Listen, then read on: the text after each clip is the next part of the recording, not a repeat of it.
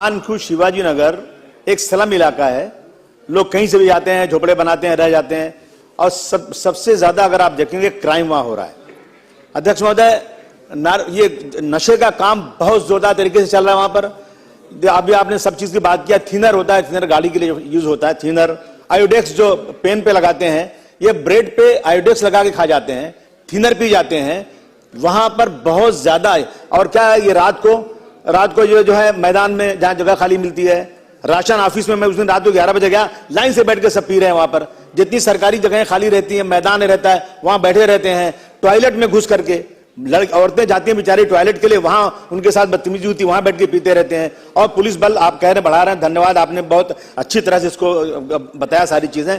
परंतु जो slum area है जहां ज्यादा क्राइम बढ़ रहा है, जैसे मानखुर्द शिवाजी नगर, आप तुरंत वहां पे पुलिस का बंदोबस्त कीजिए अध्यक्ष महोदय, और उनसे कहिए कि इन जगहों पर जहां रात को ऑटो रिक्शा में बैठे हुए हैं, कोने खाचे में बैठे हुए हैं, पी रहे हैं, उसकी वजह से बहुत ज्यादा क्राइम बढ़ रहा है। आप आदेश दीजिए अध्यक्ष महोदय, अगर पुलिस चाहे तो सर परिंदा पर नहीं मार सकता। आप सख्त कीजिए कि इस इलाके में एक भी ड्रग वाला दिखना नहीं चाहिए। मैं दावे के साथ कहता हूं ड्रग खत्म हो जाएगा अगर पुलिस चाह जाएगी तो। आपका आदेश, आपने इसी हाउस में कहा था कि मैं हर पुलिस स्टेशन में एक अलग स्क्वाड बनाऊंगा जो करेगा, लेकिन अभी तक कोई काम अच्छी तरह से हो नहीं रहा है।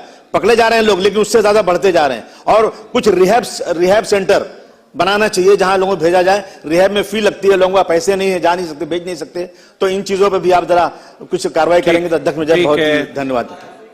सन्मान्य असीमभाईंनी जो विषय मांडलेला आहे हा खरोखर महत्त्वपूर्ण आहे आणि म्हणून नक्कीच मानखुर्द शिवाजीनगर सारख्या एरियामध्ये अधिक त्या ठिकाणी लक्ष देऊन काम केलं जाईल।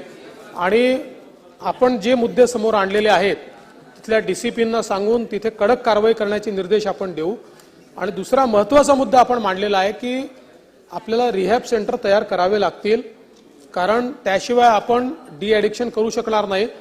या संदर्भात या बजेटमध्ये आपण काही रिहॅब सेंटरची घोषणा केलेली आहे, पण आवश्यकतेनुसार अधिकचे रिहॅब सेंटर देखील आपण तयार करू।